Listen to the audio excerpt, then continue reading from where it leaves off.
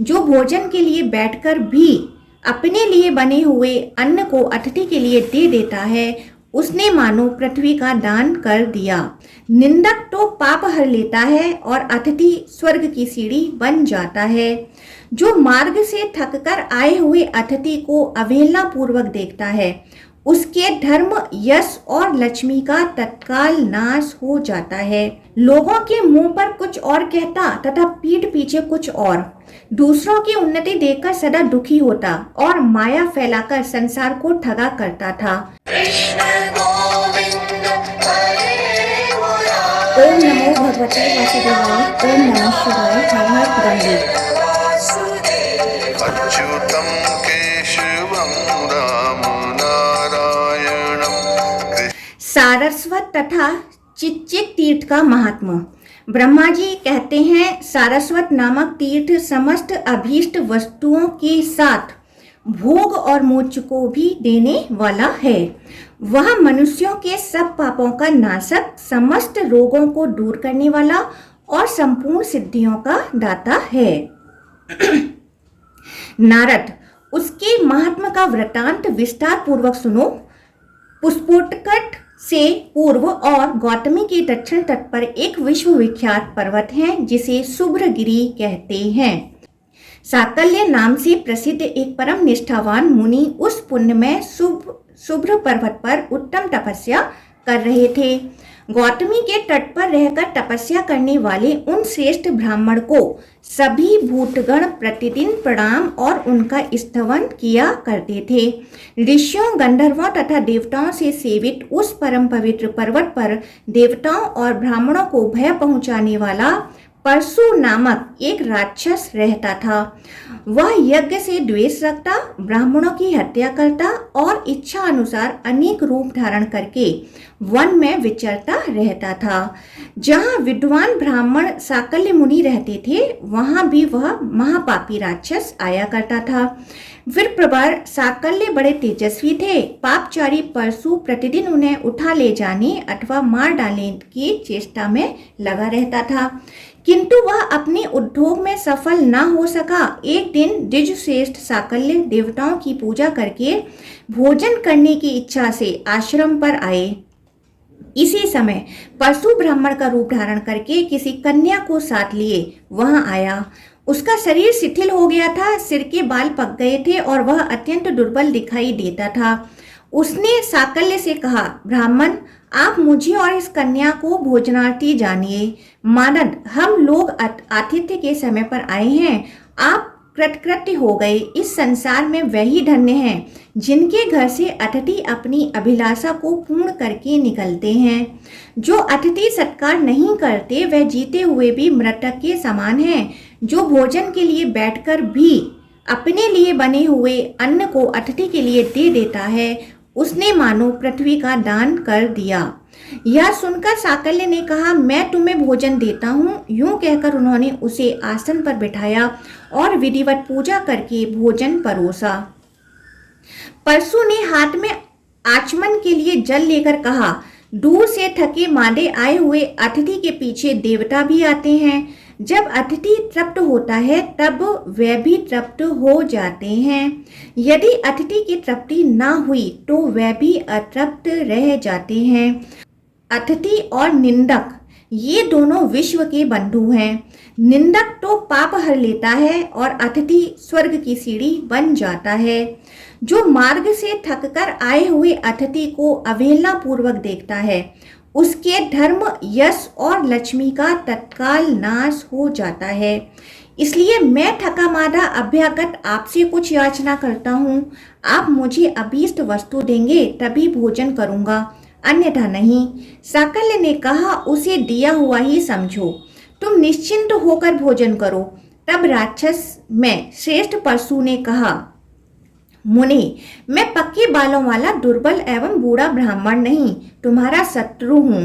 तुम्हें मारकर खा जाने का अवसर देखते देखते मेरे कितने वर्ष व्यतीत हो गए। जैसे थोड़ा जल गर्मी में सूख जाता है, वैसे ही मेरे सब अंग भूख के मारे सूख रहे हैं। अतः मैं तुम्हारे अनुचरों सहित तुम्हें ले चलूंगा और अपना आहार बनाऊंगा। परशु का यह कथन सुनकर साकल्य ने कहा, जो उत्तम कुल में उत्पन्न हुए हैं और जिन्हें संपूर्ण शास्त्रों का ज्ञान है, उनकी की हुई प्रतिज्ञा कभी झूठी नहीं होती। अतः सखे, तुम्हें जैसा उचित जान पड़े करो, तथापि मेरी एक बात सुन लो, क्योंकि श्रेष्ठ पुरुषों का कर्तव्य है कि जो मारने को उद्धत हो उनसे भी हित की ही बात कहें। यह बात ध्यान रखो कि मैं ब्राह्मण हूँ, मेरा शरीर वज्र के समान कठोर है और भगवान श्री हरि मेरी सब ओर से रक्षा करते हैं। भगवान विष्णु मेरे पैरों की रक्षा करें, देव जनार्दन मेरे मस्तक की, भगवान वाराह दोनों भुजाओं की, क्रूम्र राज पृष्ठभाग की, कृष्ण हृदय की, नरसिंह जी अंगुलों की, वाणी के अधीश्वर मुख की, गरुण वाहन नेत्रों की, धनेश दोनों कानों की और भगवान भव सब ओर से मेरे शरीर की रक्षा करें। नाना प्रकार की आपत्तियों में एकमात्र साक्षात भगवान नारायण ही मेरे लिए शरण हैं। यूं कहकर साकल्य ने कहा, राक्षस राज, अब तुम्हारी इच्छा हो तो इस समय आलस्य छोड़कर मुझे यहाँ से उठा ले चलो या यहीं सुखपूर्वक खा जाओ। उनके यूं कहने पर वह राक्षस खाने को तैयार हो गया। सच है, पापी के हृदय में करुणा का एक कण भी नहीं होता। बड़ी बड़ी दाढ़ें और विकराल मुख बनाए जब वह ब्राह्मण के समीप पहुंचा, तब उन्हें देखकर बोला, विप्रवर, तुमको तो शंख चक्र और गदा में हाथ में लिए देखता हूँ। तुम्हारे सहस्त्रों चरण, सहस्त्रों मस्तक, सहस्त्रों नेत्र और सहस्त्रों हाथ हैं। तुम सर्वत्र दिखाई देते हो, संपूर्ण भूतों के एकमात्र निवास हो। तुम्हारा स्वरूप छंदोमय है, तुम जगन्मय हो। इस रूप में आज मैं तुम्हें देखता हूँ। तुम्हारा पहला शरीर इस समय नहीं है, इसलिए मैं तुमसे प्रार्थना करता हूँ, अब तुम ही मुझे शरण दो। महामते, मुझे ज्ञान प्रदान करो और ऐसा कोई तीर्थ बताओ जो मेरे पापों से उद्धार करने वाला हो। ब्राह्मण, महापुरुषों का दर्शन निष्फल नहीं होता, भले ही वह द्वेष अथवा अज्ञान से ही क्यों न हुआ हो। लोहे का पारस मणि से प्रसंग या प्रमाद से भी स्पर्श हो जाए तो भी वह उसे सोना ही बनाता है। राक्षस का यह वचन सुनकर साकल्य को बड़ी दया आई और वे बोले, दैत्यराज, तुम्हें शीघ्र ही सरस्वती का वरदान प्राप्त होगा। इससे तुम में भगवत स्तवन की शक्ति आ जाएगी। फिर तुम भगवान जनार्दन की स्तुति करना। मनोवांछित वस्तु की प्राप्ति के लिए श्री नारायण की स्तुति के सिवा दूसरा कोई साधन नहीं है। बहुत अच्छा, कहकर परसु तिरुभुवन पावनी गंगा के तट पर गया और स्नान करके पवित्र हो गंगा जी की ओर मुंह करके खड़ा हुआ। उसी समय उसने देखा साकल्य मुनि के कथना अनुसार जगत जननी सरस्वती सामने खड़ी हैं।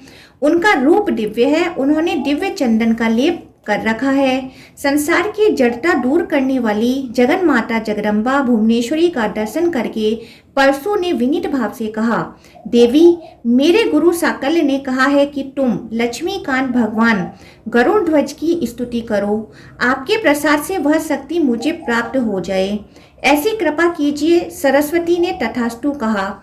उनकी कृपा से शक्ति पाकर परसु ने भगवान जनार्दन की भांति भांति के वचनों द्वारा स्तुति की। इससे भगवान श्री हरि बहुत संतुष्ट हुए। उन कृपा सिंधु ने राक्षस को वरदान दिया, तुम्हारे सब मनोरथ पूर्ण होंगे। इस प्रकार साकल्य मुनि, गौतमी गंगा, सरस्वती देवी तथा भगवान नरसिंह के प्रसाद से वह राक्षस महापापी होने पर भी स्वर्गलोक में चला गया। जिनके चरण कमलों में संपूर्ण तीर्थों का निवास है, उन सांग धनुषधारी भगवान विष्णु की कृपा ही यह फल है। तब से वह तीर्थ सारस्वत नाम से विख्यात हुआ। वहां स्नान और दान करने से मनुष्य श्री विष्णु लोक में प्रतिष्ठित होता है। चिच्चिक तीर्थ सब रोगों का नाश, सब प्रकार की चिंताओं का निवारण और मनुष्यों को सब प्रकार से शांति का दान करने वाला है। उस तीर्थ के स्वरूप का वर्णन करता हूँ। पूर्वोक्त शुभ्रगिरी पर, जहाँ गौतमी के उत्तर तट पर भगवान गदाधर विराजमान है, पक्षियों का राजा चिच्चिक रहता था। उसी को भैरुंड भी कहते हैं। वह मांसाहारी पक्षी सदा उस पर्वत पर ही रहता था। वहाँ नाना प्रकार के फूल और फलों से लदे हुए तथा सभी ऋतुओं में फूलने वाले वृक्ष व्याप्त थे। श्रेष्ठ ब्राह्मण भी उस पर्वत के शिखर पर निवास करते थे। गौतमी गंगा से उस पर्वत की शोभा और भी बढ़ गई थी। इस प्रकार वह शुभ्रगिरि विविध गुणों से संपन्न और अनेकों मुनिजनों से घिरा हुआ था। एक दिन पूर्व देश के राजा पवमान, जो यह क्षत्रिय धर्मपरायण, श्री संपन्न और देवताओं तथा ब्राह्मणों के रक्षक थे, बहुत बड़ी सेना और पुरोहित के साथ वन में आए। वन में घूमते घूमते थक कर किसी समय वह एक वृक्ष के नीचे आए जो गौतमी के तट पर था। बहुत से पक्षी उस वृक्ष पर निवास करते थे। वहां पहुंचकर राजा ने एक चिच्चिक पक्षी को देखा जिसके 2 मुंह थे। वह स्थूलकाय और सुंदर था। उसे चिंता में निमग्न देख राजा ने पूछा, तुम तो 2 मुख वाले पक्षी के रूप में कौन हो? चिंतित से दिखाई देते हो। यहाँ तो कोई भी दुख से पीड़ित नहीं है, फिर तुम कैसे कष्ट पा रहे हो? राजा के इस प्रश्न से पक्षी का मन कुछ आश्वस्त हुआ। उसने बारंबार लंबी सांस लेकर धीरे धीरे कहा, राजन, मुझसे ना तो दूसरों को भय है और ना दूसरों से मुझे भय की आशंका है। यह पर्वत भांति भांति के फूलों और फलों से भरा है।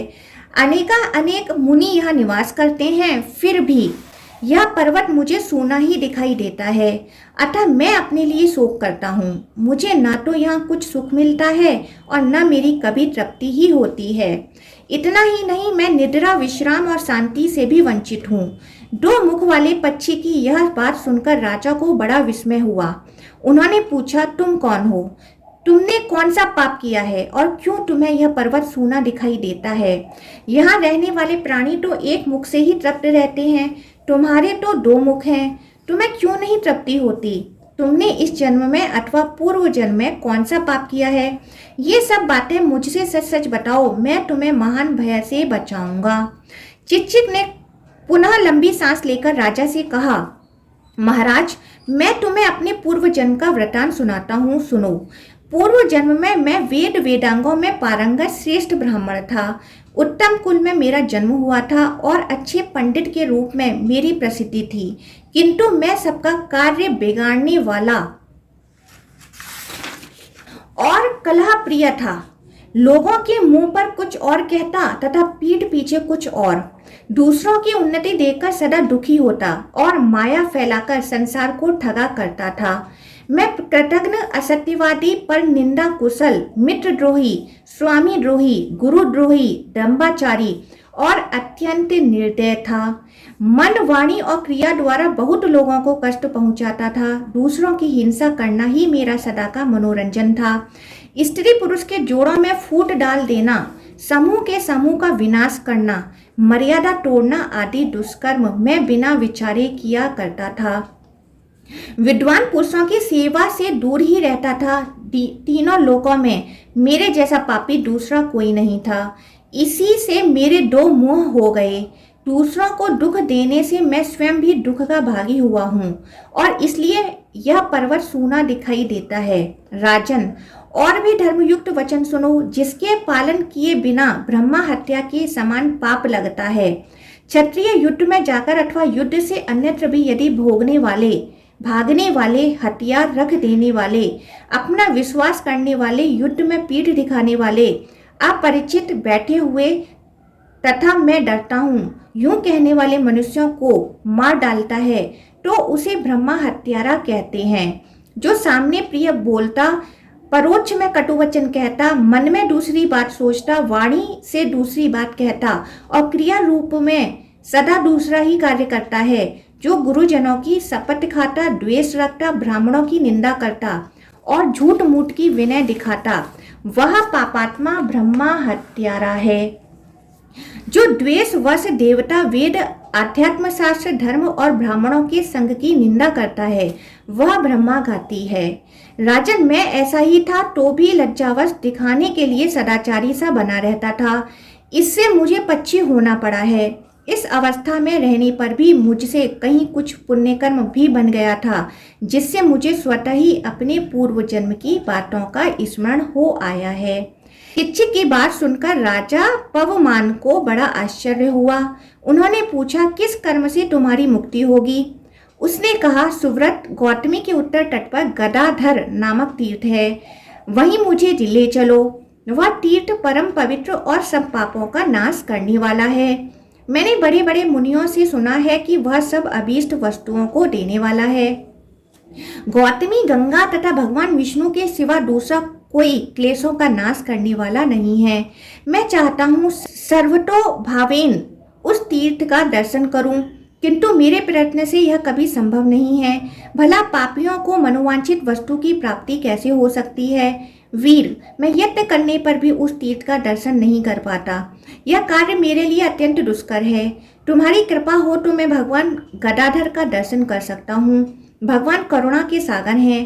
वे बिना बताए ही सबके दुखों को जानते हैं। उनका दर्शन कर लेने पर पुनः मनुष्यों को सांसारिक क्लेश का अनुभव नहीं करना पड़ता। राजन, मैं तुम्हारे प्रसाद से भगवान का दर्शन करते ही स्वर्गलोक को चला जाऊंगा। पक्षी के यूं कहने पर राजा पवमान ने उसे उठा लिया और ले जाकर उसे गौतमी गंगा तथा भगवान गदाधर का दर्शन कराया। चिच्चिक ने स्नान करके त्रैलोक के पावनी गंगा से कहा, माता गौतमी, तुम तीनों लोकों को पवित्र करने वाली हो। मनुष्य जब तक तुम्हारा दर्शन नहीं करता तभी तक इस लोक और परलोक में पातकी कहलाता है।